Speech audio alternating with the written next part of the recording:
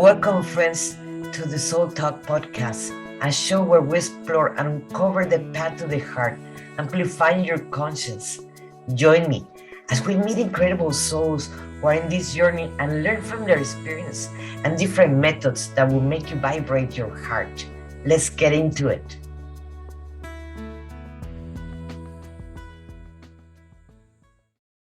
Hello, everyone. This is Monica Ramirez, the Warrior of Love. And today we're in Soul Talk. And we have a very special person, and that is very, very interesting. After I read his bio, his name is Aeron Lazar. He's talking to us from Costa Rica. He's a multidimensional psychic, Akashic Realm Expert, and energy worker, and channel the Galactic Light Beings, such as the Arcturians, the Pleiadians, the Sirians, the Galactic Federation. As a spiritual teacher and a full-blown psychic with his full-blown psychic gifts, Aeron Lazar channels the galactic frequency codes. These codes work with every aspect of the persons in 3D and to assist in creating the lifetime and abundance and fulfillment. Aeron, thank you for accepting my invitation for Soul Talk. I really appreciate that. It's a pleasure to be here, and thank you for having me. I'm looking forward to an interesting quantum conversation. I am curious, what did make you start channeling?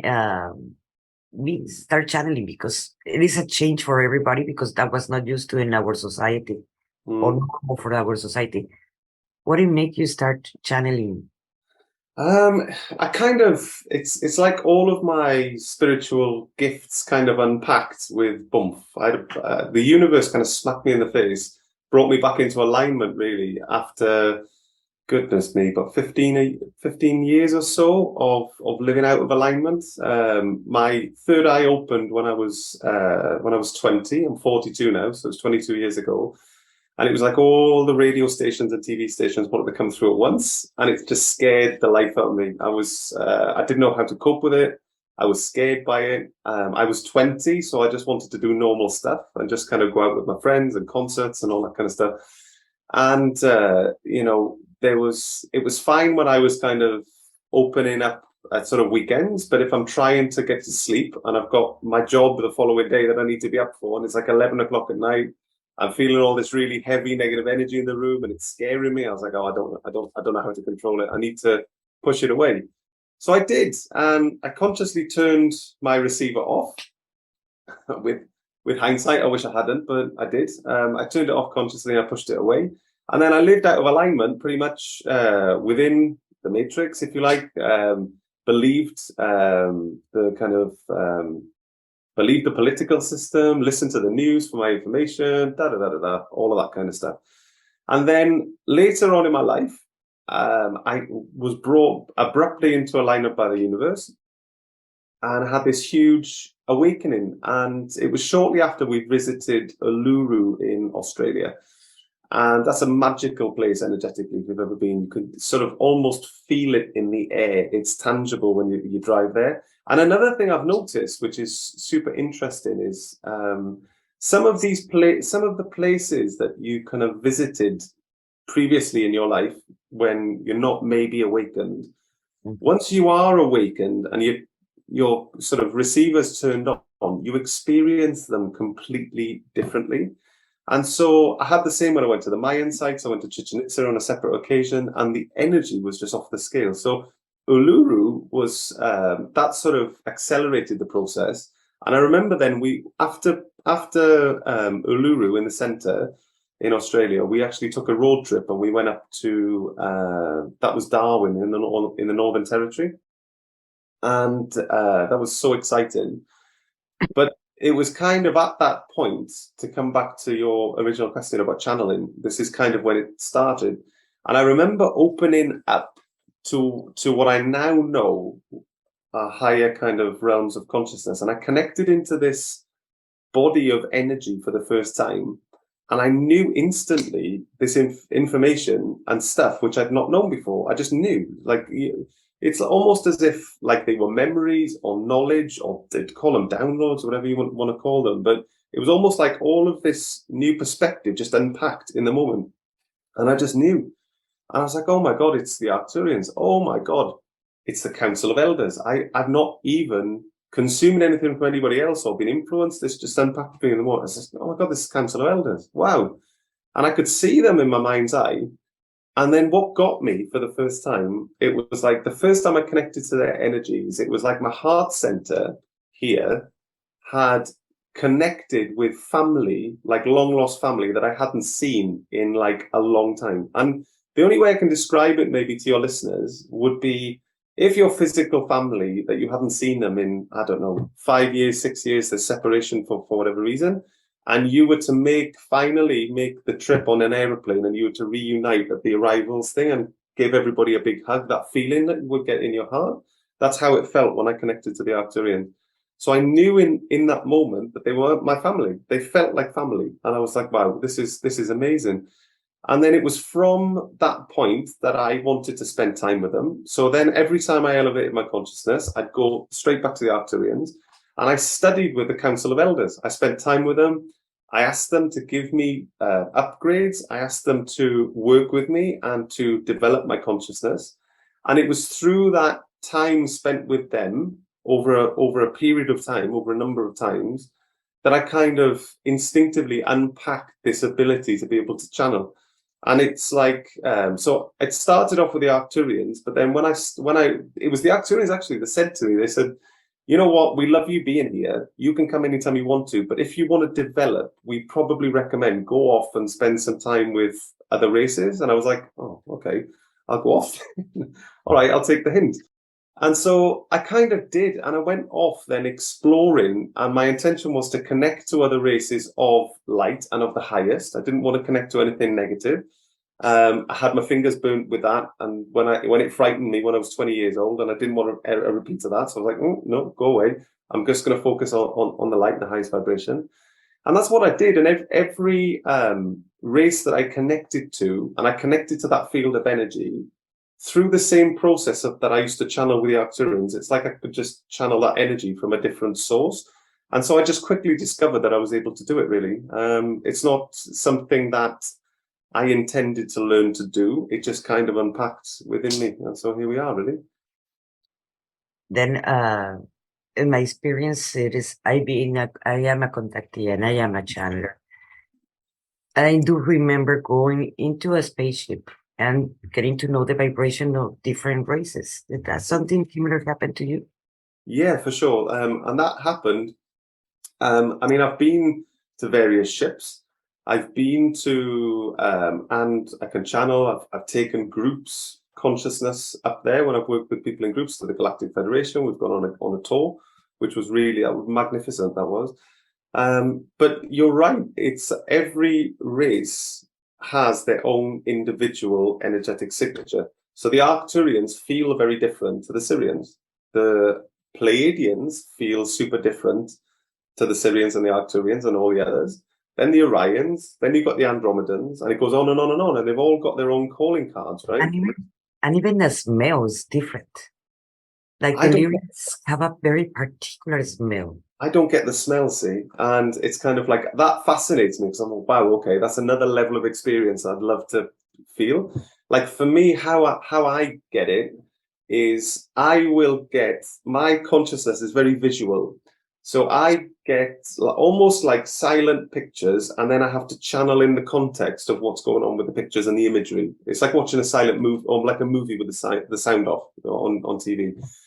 And then so I channel and I get this additional information in. So that's how I kind of experience it. But then I also just get the feeling through my body. So I never get the smell or the taste. I wish I did. That sounds amazing. Like, I have a question because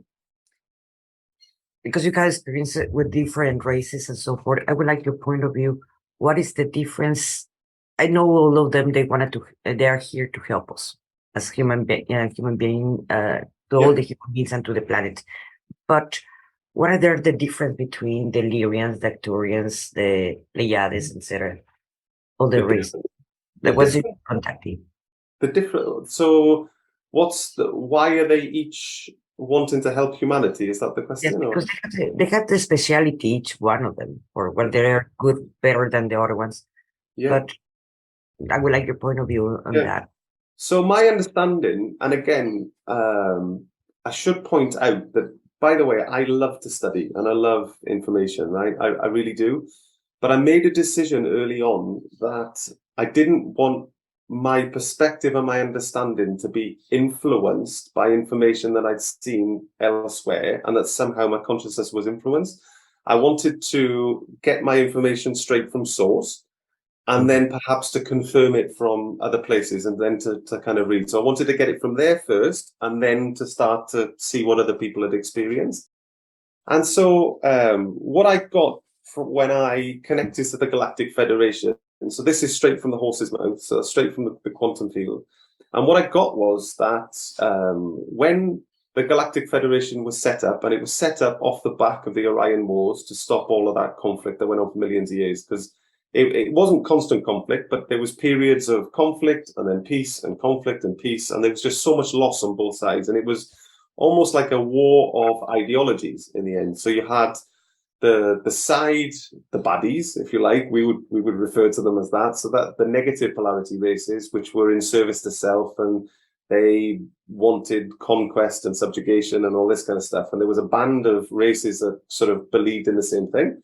And then you had the federation of sort of positive polarity races, believed in the law of one, service to others, all that kind of stuff. So it was like an ideological battle that went on for millions of years. So the Sirians came up with the concept for the Galactic Federation. It was them that came up with it, and it's their technology that allows that, even to this day, allows that Galactic Federation to function. Because picture this, you've got all of these races that were historical enemies at each other's throats, right? Around the table, all kind of coming together to discuss business to maintain peace. So each of those representatives around this table are connected to their own race's collective consciousness field, right? There's a link there.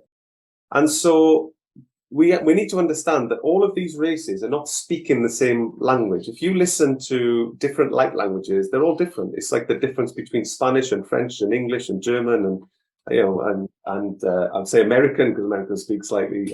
I'm joking, but you know what I'm saying. Just the different languages around Japanese, Chinese, whatever. So it's kind of, they need to be able to effectively communicate, right?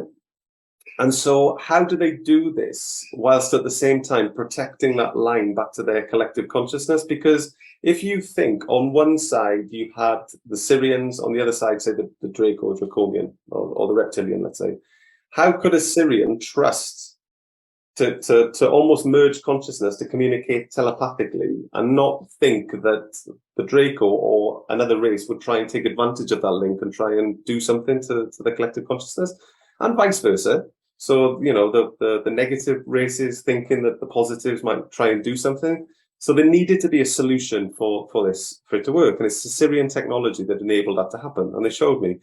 So what it is, within the center of this room, they all take their place around this table. And the table, inverted commas, on top of it has this, it's almost like an energetic portal that sits on top of this. And everybody is able to project their consciousness, or the representatives can project their consciousness down into this pool of energy and safely communicate with other delegates around the table without being able to access another race's collective consciousness. And so therefore provides safety. And it was this, sorry, go on, you ask a question? Yes, it thrown me to this question. It's like basically, it's like empathic people, like psychics. When they're trying to hide information from us, we already know it because it's already there, and we all can connect to the same information. Yes, something like that. It was the table. It's I can't see the table, but kind of for them to be able to communicate, because none of them speak the same languages. For them to be able to communicate and understand one another, there's no translator that's in the room translating between. You know, like if you were in the European Union, there would be a little headset and it's somebody's translating between the different languages. It doesn't work like that. So they communicate telepathically, but the connection is created at this pool of energy that they sit around. And it's translated in real time, because then rather than it becoming verbal, it's frequency. And you can interpret that with your consciousness. And it's Sirian technology. So they came up with a concept for the Federation, and they came up with a technology that they invented it, actually. So it didn't exist before this, but they came up with a technology to facilitate its functionality. And so, really speaking, the Sirians don't get enough. They don't get enough plaudits for what they come up with, and I send them gratitude every day, because without the Galactic Federation, what we'd be looking at is potentially those Orion Wars still ongoing. Like, you know, it was the Galactic Federation that came up with it. So how's it linked to the different races then, which was your question? I needed to put some context on this, but I'll come to this now. So humanity, us, you, everybody else listening to this, right? We have not had representation at the Galactic Federation, and we are a component part of this overall symphony that's going on with extraterrestrial races. And so there was a sort of disagreement between the sort of the membership of the Galactic Federation was kind of split on whether humanity should take its place or not, because we weren't evolved enough consciously.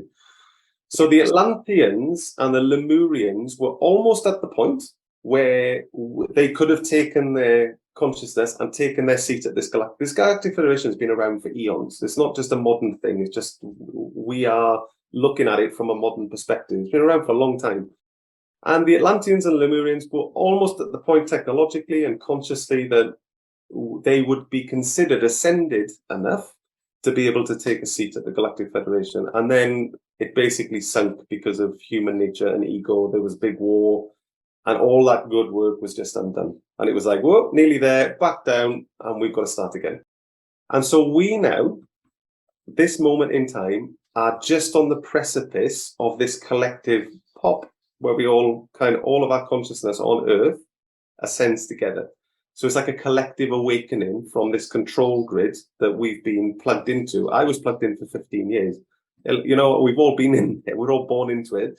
It's just a case of at certain times we break free of it, and that's what's going to happen. So humanity as a whole is going to wake up from this, and it's at that point that we can collectively ascend our consciousness.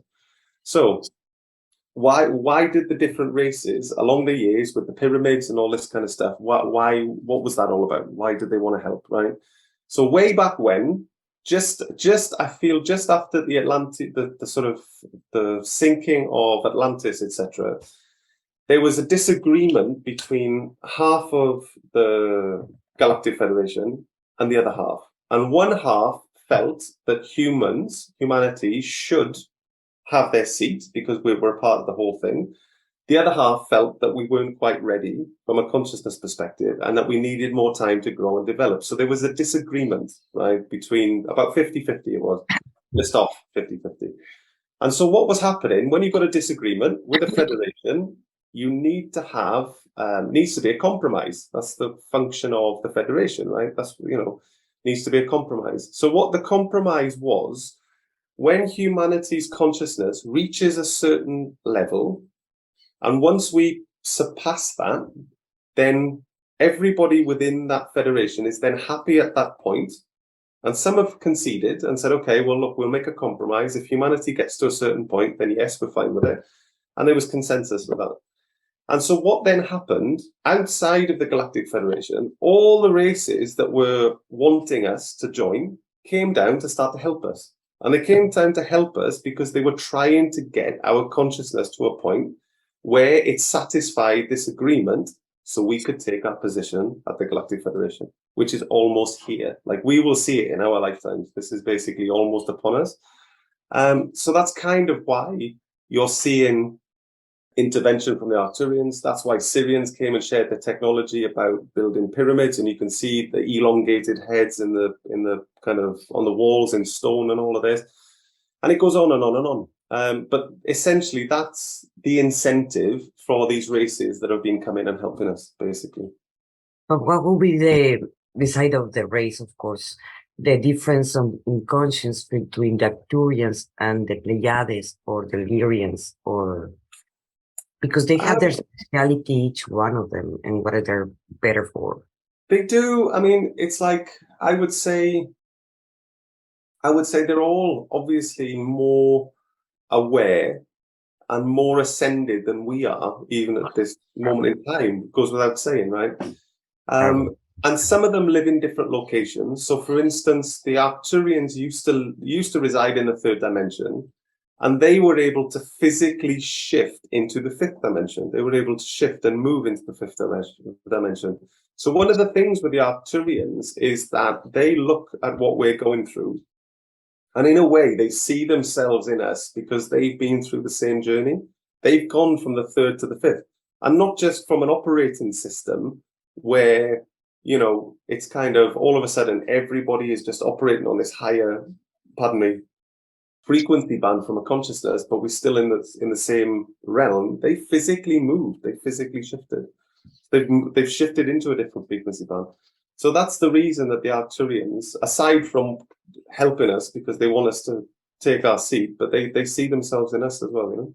But also something that I know about the Arcturians is about the technology. It's one of the more advanced technologies The most advanced, yeah.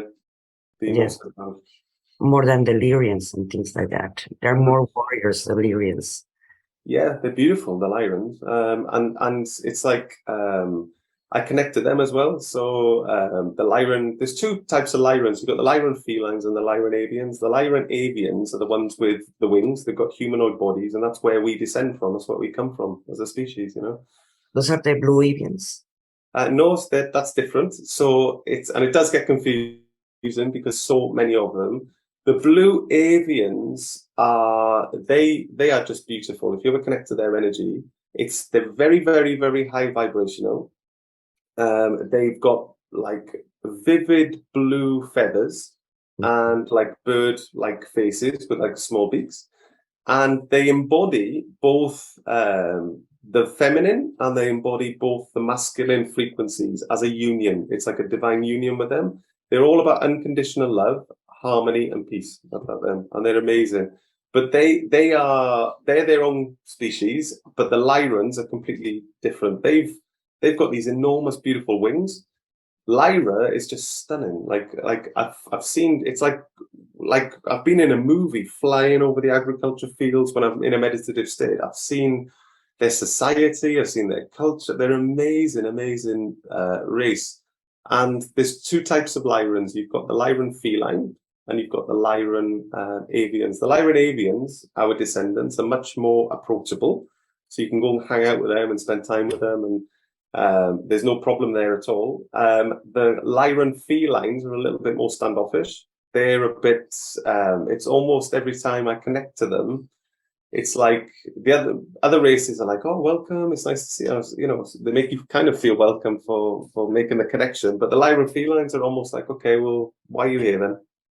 Sort of justify your presence. That's like, why okay. I did that expression, because I did not knew that they were. I have not connected with the avians except for the Lyrians with more feelings, and I feel the warrior side more. They're rough from the edges. Let's put it like that, but they're very loving and they're very protecting, like a father that trying to protect. And it can be very rough from the edges. I feel that, but I did not knew this is new for me about the avians. Yeah. They're beautiful. Like they've got different coloured wings depending on. So just give you some nuance about their society. It's so nice. So they depending what speciality they are depends on what colour wings they have.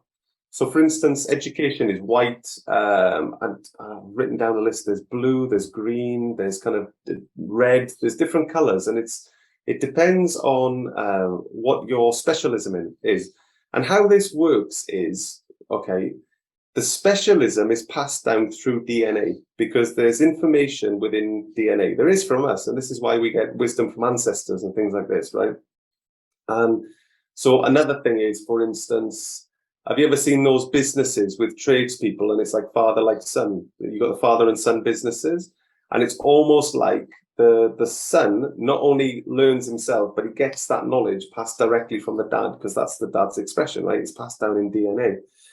And so a Lyran feline's expression, again, and the information and the ability and all this kind of stuff and the history and knowledge of that particular specialism is given through DNA to the offspring of parents. So let's say, for instance, you've got two scientists that come together, right? A male and a female Lyran with the wings. Again, I don't want to give you the wrong information. Now, Rio would probably correct me. I'm not sure if it's blue for sciences. I'm testing my memory now. Anyway, whatever color they are, let's say you've got two scientists, then the wing color is determined by obviously the color of both the parents is blue, and that would be science saying. But what happens if, because you don't have to marry into the specialism, so you don't have to come together with a partner from the specialism, what happens if you've got somebody from sciences, one half, and you've got somebody from medicine, let's say. That's another specialism with a different color. So what color is the kid going to be, right? Well, it comes down to the strength of the genes in each of them and the strength of the information in that line of DNA from both sides. And the most dominant side win the kind of color, if you like. And the whole idea of their evolution is that each generation gets better and stronger at what they're doing, not only because of how they're taught and the skills that they learn when they're alive, but what's been passed down through that genetic line, if that makes sense. So it's kind of... It is kind of the humans, we can see it between the Jewish people, they were married, the Kanashi, that they were married between each other. So their blood, they're having a bunch of issues, of health issues because of that. When they mix with another races, those are are the more healthy ones. And we see it in many races of humans. It's the same thing, kind of, what you're talking about. That is very interesting. I did not ask those questions when I connect. This is very interesting. Yeah, go. And next time you connect and ask those questions, get them to show you. And I don't want to steal all of that. It's sort of a journey of discovery and excitement, but it's amazing. Go look at the monuments there. It's amazing. I really, really love. And they suffered as well. If you look at the Orion Wars and what stemmed that off, it's kind of, they were pretty much defenseless against what happened, and they lost around 50 million Lyrans roughly. So it's kind of, they've been through a lot, but I would say they're one of the races that I really love to connect to. I really kind of resonated with their history. I was seeing one of your videos about a dragon. I connect a lot with the dragons. And every time I talk with my clients, if the dragons, they confuse them with Dracos. And there is a big difference between the Dracos and the dragons. And you please explain about it. So there's you've got the dragons and you've got the draconians. And so there's a difference between the two. So dragons good, draconians not good. And basically, again, what I've been shown, and this comes from my connection to them and what they've been given to me. So it's straight from the horse's mouth, so to speak, and not from I haven't been influenced anywhere else. Is that I was shown there was two dragons that were captured by the Anunnaki, and this goes back like a long time ago. Obviously, the draconians at that point didn't exist. And what happened was, I was shown, was that they were genetically modified or genetically experimented on. And all of the negativity, because we've got every polarity within us, right? All of us, at all times. It's just what our tendency tends to be, but there's every potential. And there's that potential exists within the dragons as well. It's just that they choose to express themselves in a positive way. So what happened was that the Anunnaki took all of the negative out of the dragons and rejected all of the positive. And what they did was it was like Frankenstein's monster, but they created the draconians. And then, obviously, we're fully aware of what the draconians have gone on to do, and they're not a very nice race. So they're connected, the two races are connected, but they're very, very different. And it's the Anunnaki who kind of caused that. But as far as connecting to the dragons, they're amazing. My first incarnation was as a dragon. So I go to the Akashic Realm a lot. I love working there, and I'm able to read people's past lives terrestrially. I'm also able to go to a different block and read their galactic past lives. So I can read where people have come from, and how many lives they've had, what's their first life, families, locations. And what's always interesting is when I speak to people and I give them this information, that because each race has their own personality traits and tendencies, like they do, every race is different, but they've got their own little kind of quirks and ways that they do things.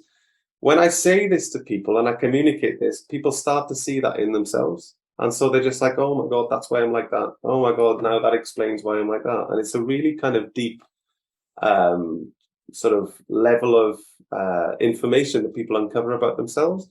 So my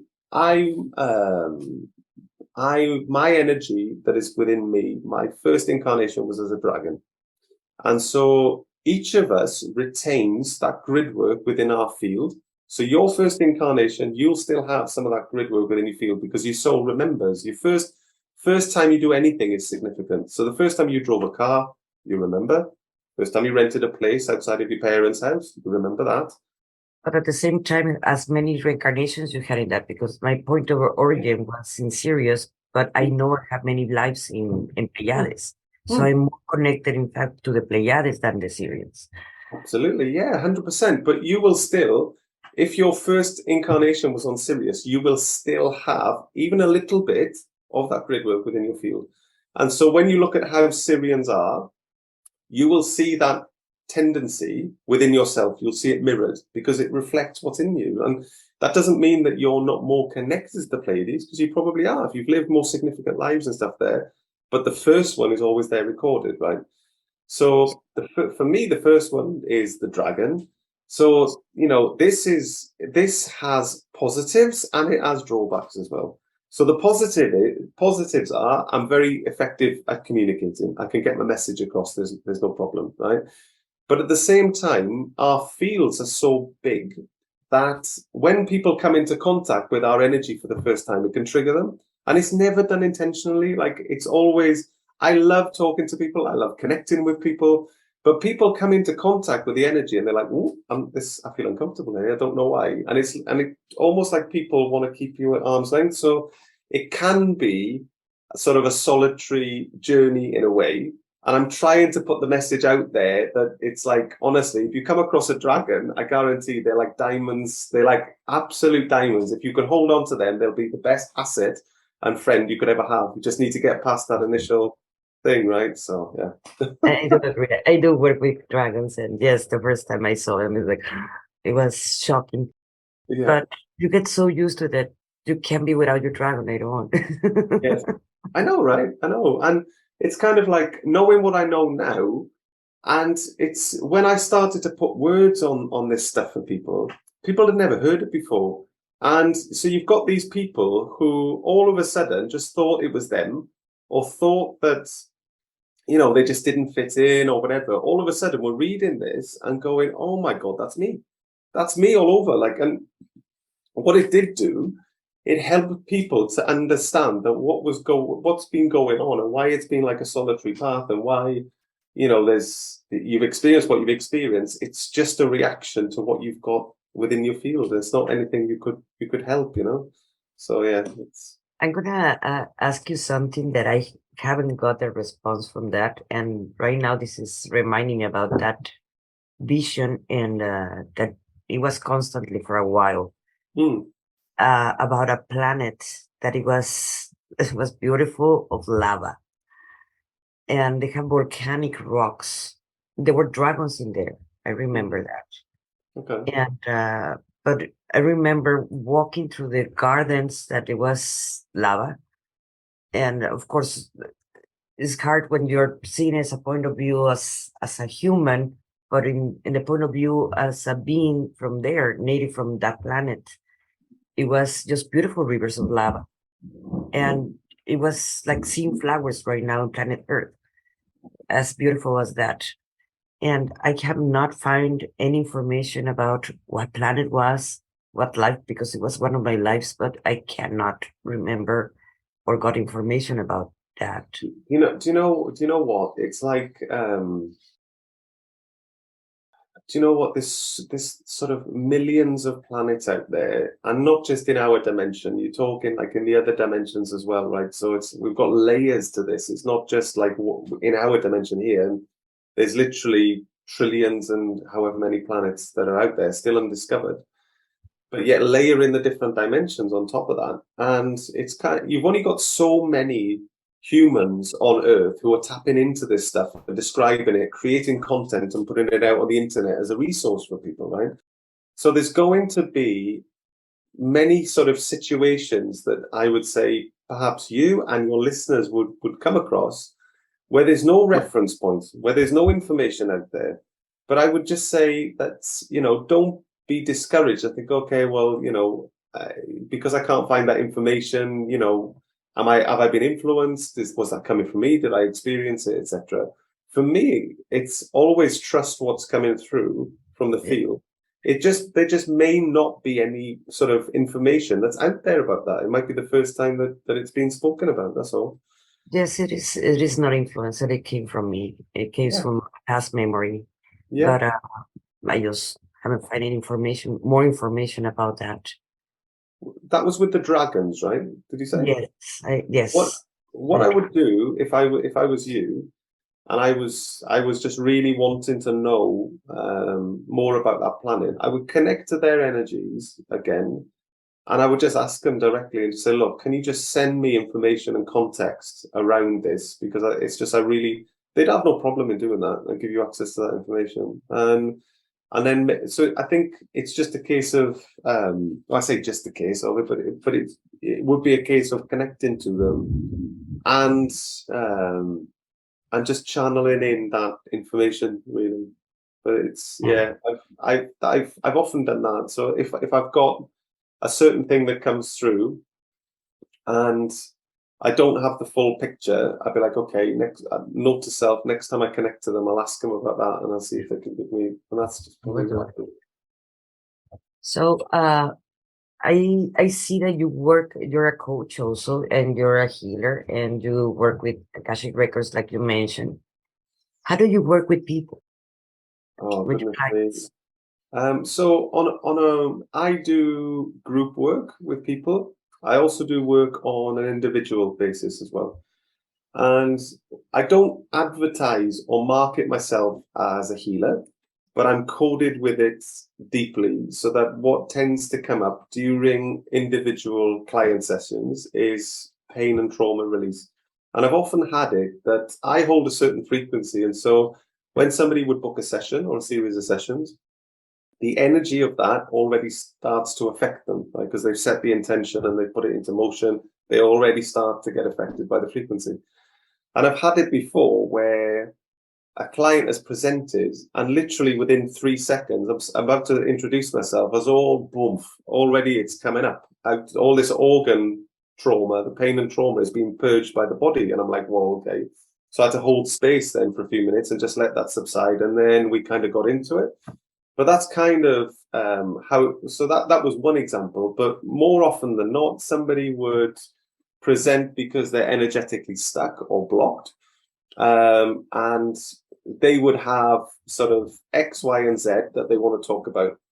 And X, Y, and Z would lead us into their field and what was in the field to be worked on. So I say to people when I work with them, look, at the end of the day, I facilitate these sessions, but I work with the energy that your field gives me to work with. So your field is the boss. So I'm reading the energy that you're giving me and I'm working with it. And so the sessions are split into sort of they take about 90 minutes, but between 90 minutes and 2 hours roughly, depends on how much heavy lifting we're doing. And so we start off with the investigation. And I'm making scribbles in my pad and I'm having a conversation, but I'm reading the energy behind the words, if that makes sense. So I'm talking, but I'm multitasking at the same time. And what I'm really doing is looking into the field at the back end of these words energetically, what it's showing me. And so we'll be talking away and certain things will light up for me energetically like this. And I'll be making notes like this as I go through. And sometimes each set, there can be 8 or 9 pages that I've scribbled as I go through. And then what we'll do is we formulate then, I call it the prescription or the game plan, right, of what we're going to do energetically. And so we will have identified various things that need various modalities. So I may need to go to a client's Akashic records and read some past lives so they understand the lesson, so I can then neutralize some karma. I might need to do that. There might be some ancestral pattern which is sitting in their field, which is something that the field has learned from the ancestors, and the same situation is rolling down generationally like this. Same person, yeah, all that kind of stuff. Maybe the field has learned certain things around finances. And again, that we can dig into that. There might be soul patterns. There might be ties, cords, or bonds. There might be past life trauma, pain and trauma, which is as unresolved and is triggering the client for some reason. It goes on and on and on. And so what we will have identified through this quantum conversation and the notes that I've made is exactly what modality we need to shift the stuff that's in the field. And so then what I do is I order the stuff so that it flows nicely. And again, I tweak what I do as I go along, and I'm constantly adjusting to the sessions, because I used to do all the pain and trauma stuff up front at the beginning of the energy section. But then I found that clients were beginning sometimes to express emotions, and it was hard for them to engage with me for the rest of the energy work that I had to do. So I now do the pain and trauma at the back end. And then they can go off and integrate, and I don't need to witness it. So it's kind of like just tweaking as you kind of go through. So once I formulate the prescription, I then get consent in the moment, because I never assume implied consent. So I'll always ask in the moment if I've got their full consent and they're happy for me to do the work, and I make sure I've got that. And then I jump in and do the work.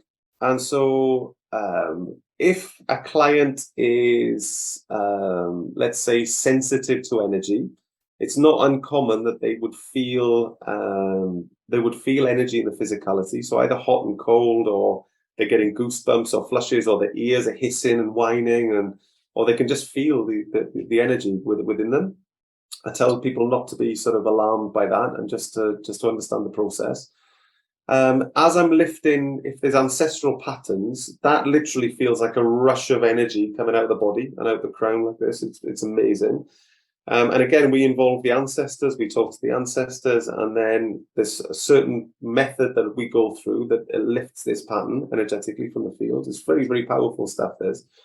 And then we keep going, we work all the way through, and then at the end, I connect typically to the Arcturians, and from their collective consciousness field, I would draw healing frequency from there, and I draw down what I call the Arcturian codes of bitter medicine, and they are quite agitated as they come in. So as a person receives this into their field, it almost feels like it's agitating energy. And what it's designed to do, it's very, very, very powerful, this. And what it's designed to do, imagine each of your organs like a glass of water, and some of the organs will have sediment at the bottom, which is pain and trauma that sits in each organ, right?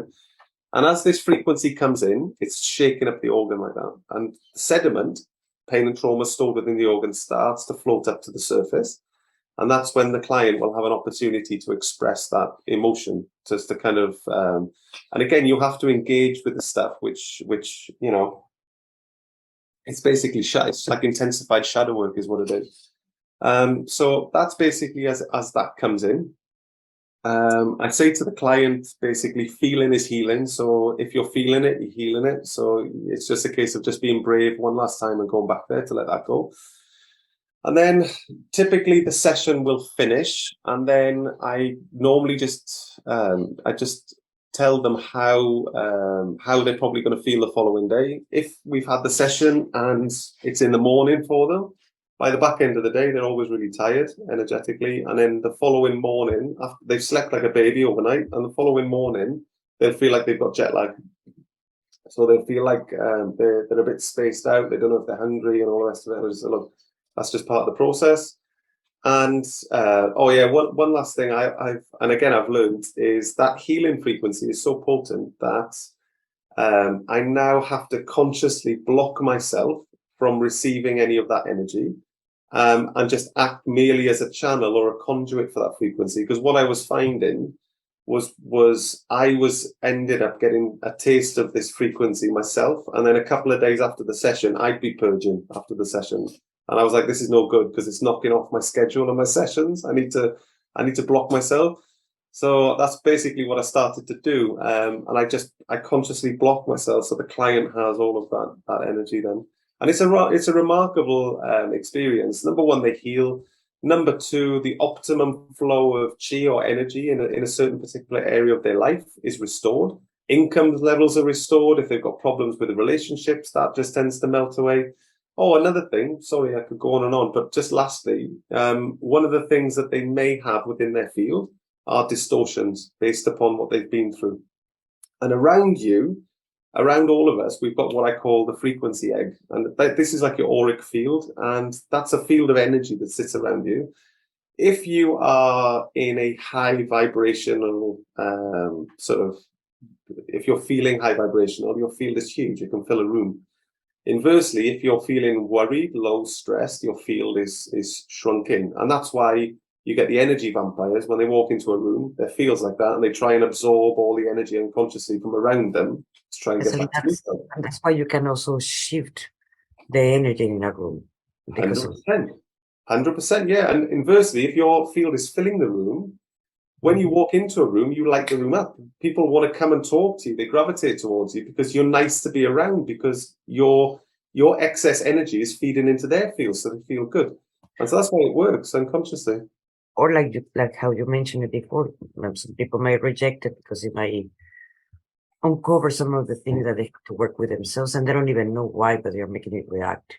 100%. Yeah, it's fascinating. And the thing is, we are unconsciously energetically influenced all day, every day, by those around us, from the environment, from everything. We don't realize it because we're just tuned into the five senses, eyeballs, and what we can smell and hear and all this kind of stuff. But our field is reacting all the time around us, right? So it's just, I guess, it's a case of just understanding this and learning how to work with it, really. It's a beautiful thing. So how do you work with the shadow parts of the humans? Because we all have, like you mentioned. Yeah, for sure. We'll have that. For sure. So myself, like if I was still controlled by ego, I would be like, yes, I've done the shadow work. Yes, it was fantastic. Yes, it was the best shadow work I've ever done and all this stuff, right? But ultimately, it's like, how do we really know that we are fully healed? You don't. You only know the work that you've done, right? You don't know the stuff that's maybe going to come up in the future. I don't know.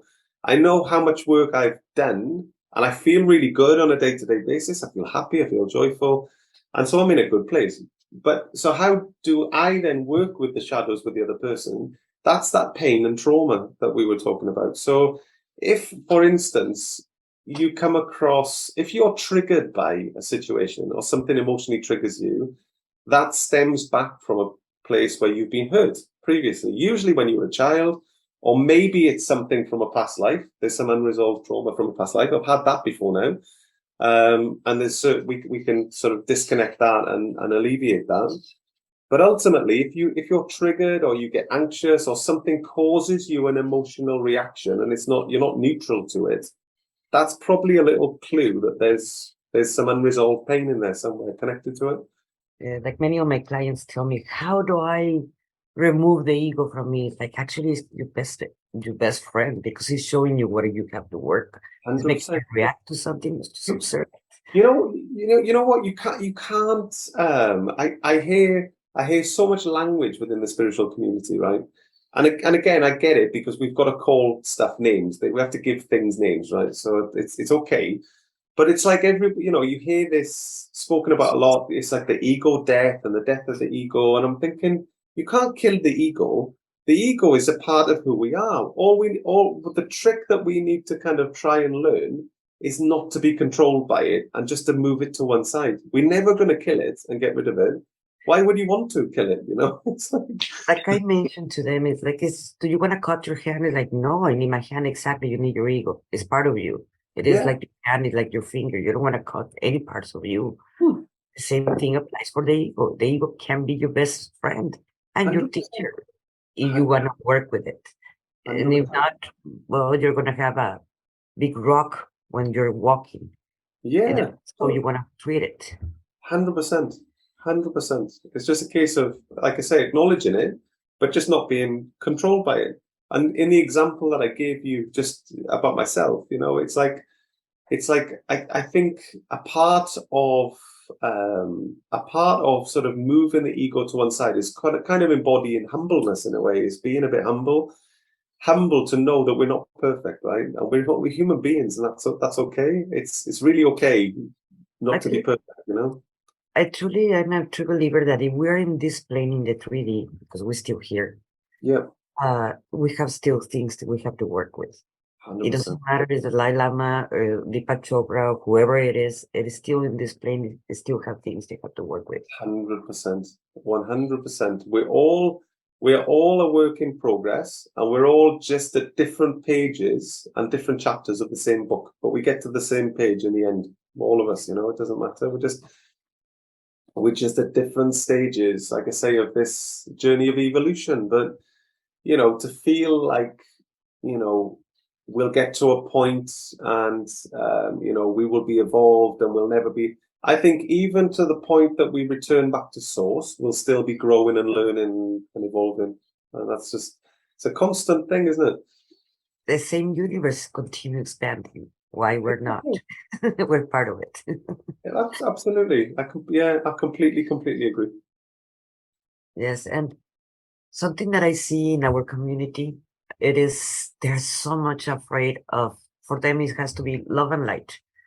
Forget about nothing else because they are so afraid even when you talk about entities or you talk about dense energies, and they don't even want to mention them because they're too afraid of.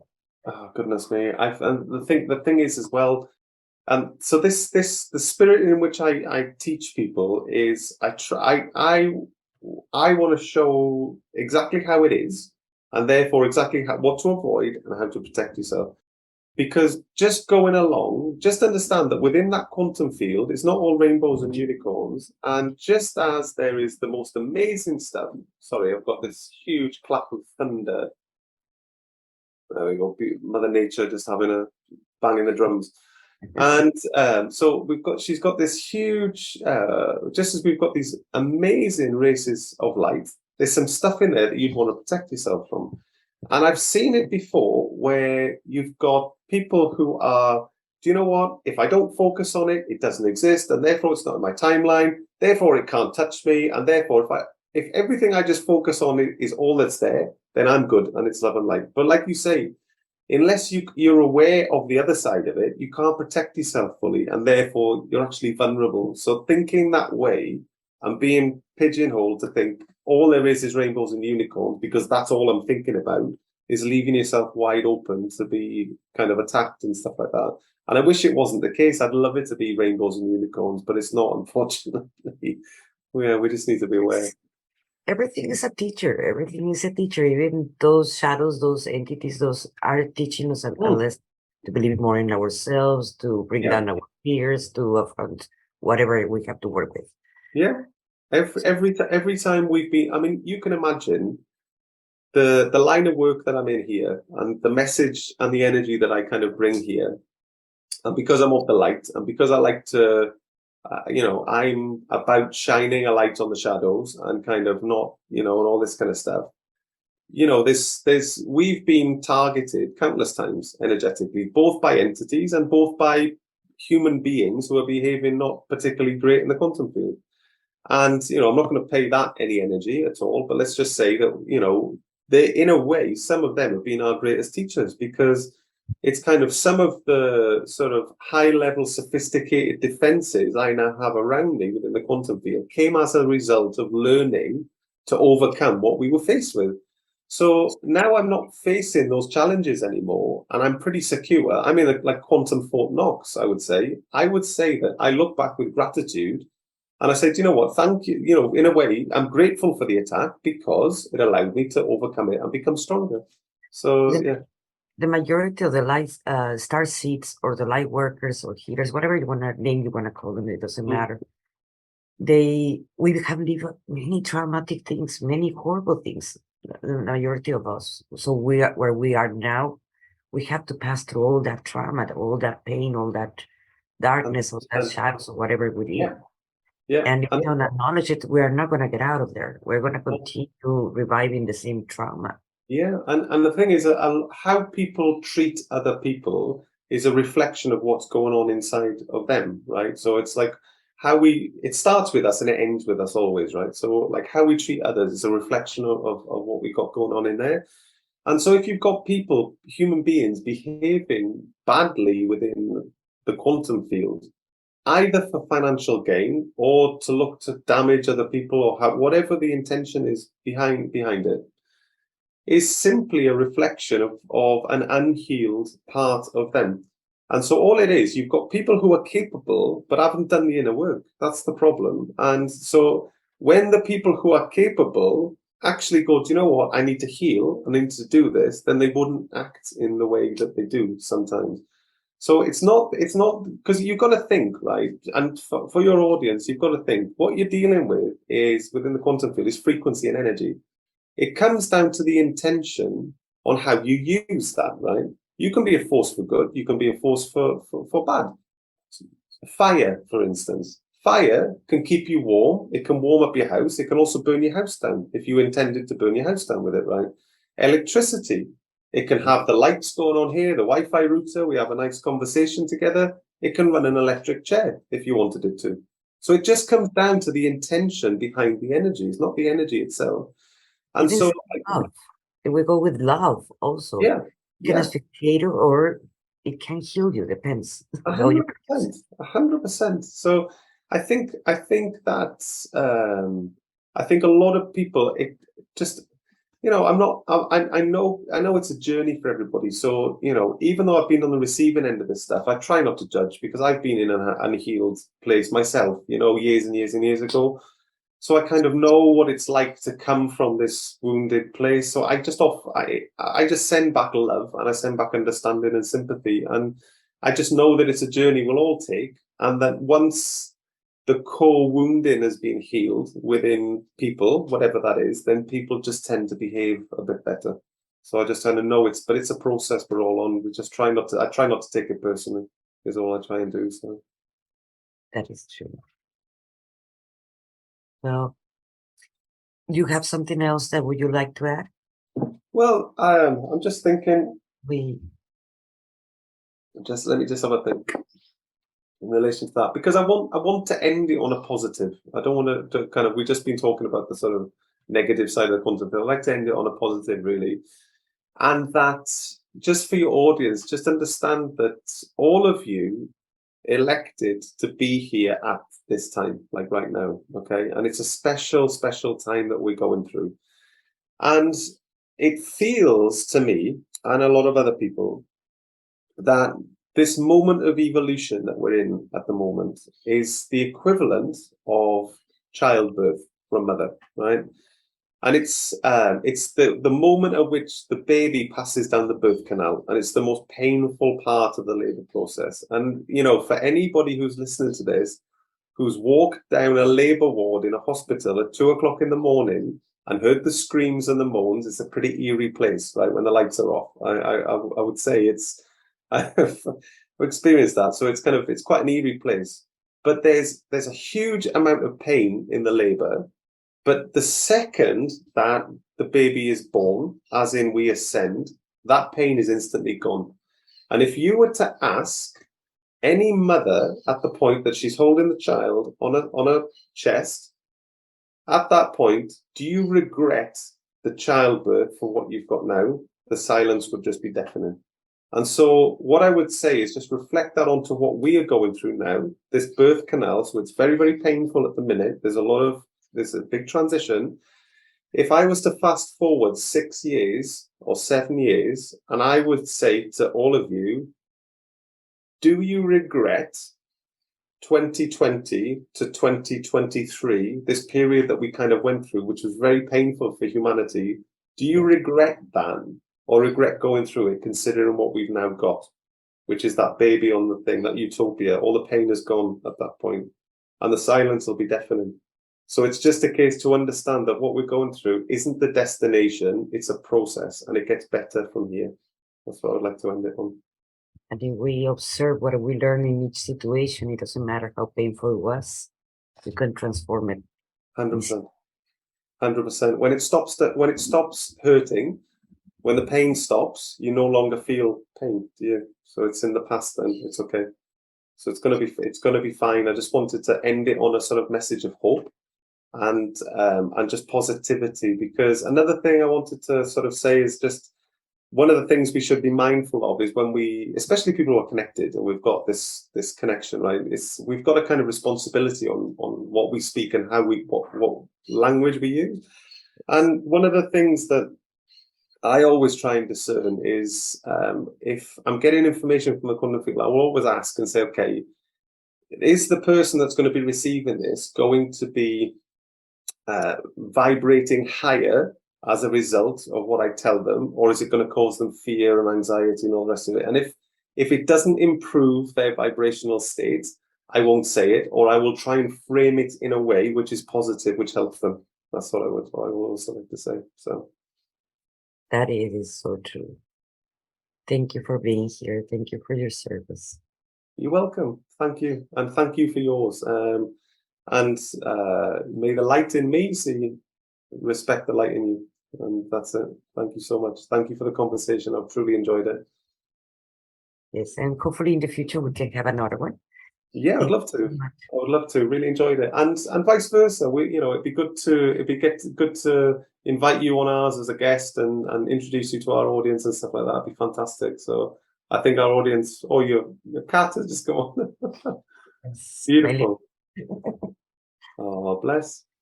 Well, thank you so much, and thank you everybody for being here in Soul Talk. And if this helped you, please like it and share it, and leave us a little review. That will be great. Thank you so much. This is Monica Ramirez, Warrior of Love.